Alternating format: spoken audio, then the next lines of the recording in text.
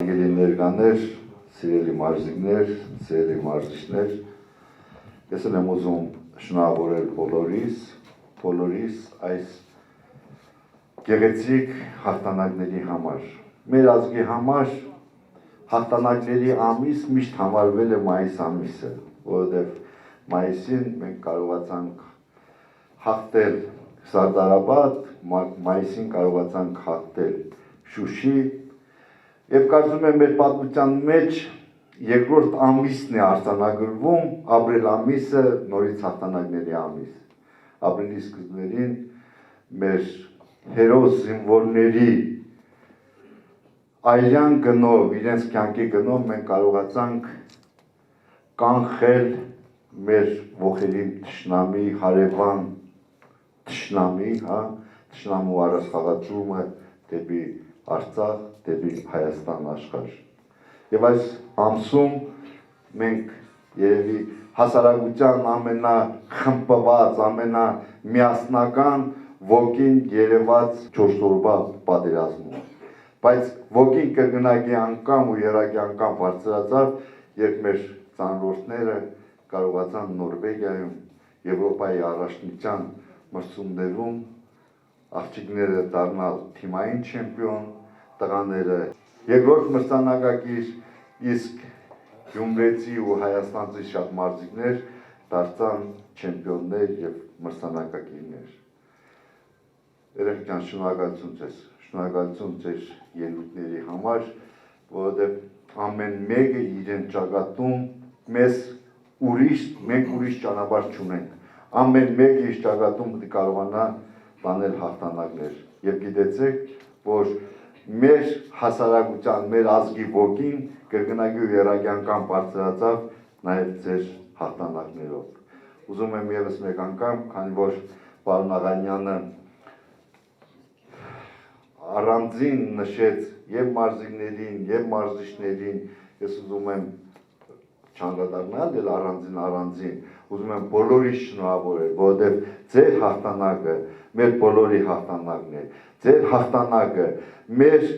հետագա ապրելու կյանքի հույսի հաղթանակն է։ Շնորհավորում եմ բոլորիս։ Ես էլ եմ ուզում Հայաստանի ազգային օլիմպիական կոմիտեի անունից եւ իմ անունից շնորհավորել մեր ունեցած հաղթանակների համար եւ ցանկանում եմ մեր բոլոր հայ ազգին, բոլոր բնակավարներում միշտ լինեն հաղթող։ Եվ ինձ համար սպասելի էր այս հաղթանակը, երբ մրցումների մեկնելուց մի ամիս առաջ մեր լրագրողներից եկել են այստեղ ինձ հարցազրույց վերցնելու, ասում են թե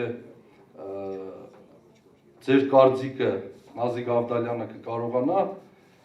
Ծարամարտի Եվրոպայի առաջնության ժամանակ մրցանակային տեղ գրավել։ Ես Նազիկին երկար ժամանակ ճանաչելով եւ նաեւ իր մարզիչին պարոն Արտաշես Ներսիսյանին, ում հետ ես աշխատել եմ մարզադպրոցում, ես ասացի Նազիկը եթե արդեն ռիսկ է արել մոտենում է ծանրաձողին, ես անպայման չեմպիոն էլ կարող է դառնալ։ Եվ փառք Աստծո, մենք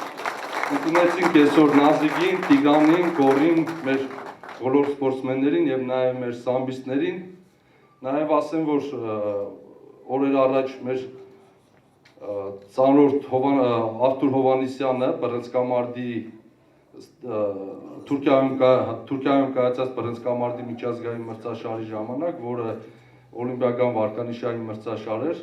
դարձավ երկրորդ մրցանակային տեղը եւ ձեռք բերեց օլիմպիական վարկանիշ միակ բռնցքամարտիկը Շիրակի մարզից եւ նաեւ ուզում եմ ողջունենք այդ մեր հաղթանակը։ Ես էլ էի հավատում ինձ, որովհետև ինձ հավատում էր իմ մարզիչը, ես դա բազմիցս նշել եմ։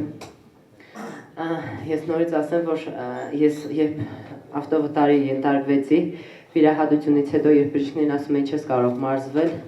ես դա այնքան որ լսում էի դա, կարելի է այդպես ասել, ես միշտ հավատում էի, որ վերադառնալու եմ սպորտ, միշտ սպասում էին այն օրվան, երբ պետք է ողնաշարից մեդալները հանեմ, որ կարողանամ մարզվել։ 2014 թվականի ամռանը հանեցի ու 4 ամսից հետո սկսեցի մարզվել։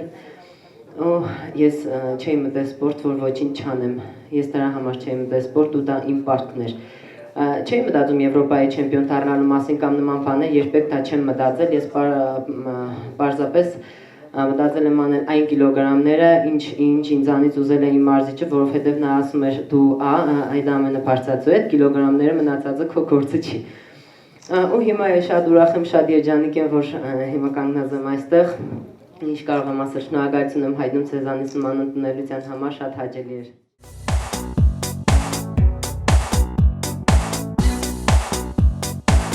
Դուք հինազգին օր զավակներ Հայքի դավթի ուժն է կարել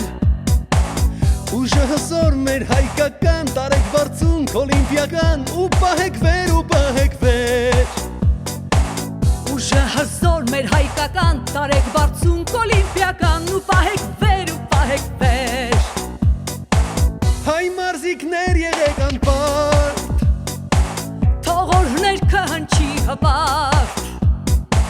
Եվ մեր դրոշը հայկական թող ծածանվի միշտ հաղթական Դուք էլ եղեք միշտ մարտական